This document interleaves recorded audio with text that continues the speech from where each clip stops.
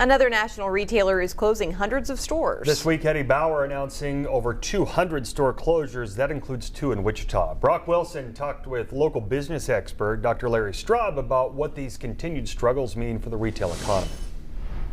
Dr. Straub, I feel like we see this in the headlines more and more these days. A large retailer closing its doors. What does this mean for the retail economy? A lot of this has to do with investment firms, hedge funds, different things. They come in and buy these things out. And traditionally, they load them up with a bunch of debt.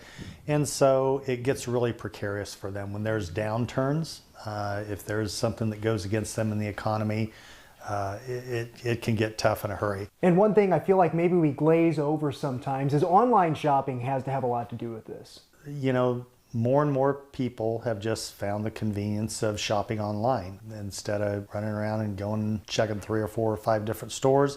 That being said, I do think that there will always be a market for people going to stores. I think people will want to go out and shop. I just don't think we're wired to sit around in our caves and in our houses all day long and just push buttons. And last thing, if I'm a local business owner, if I'm a mom and pop shop, and I continue to see this in the headlines, how concerning is it, or is there kind of a silver lining to this? I think smaller businesses and locally owned businesses, a lot of times, they can be a little more nimble. There's these big lumbering organizations.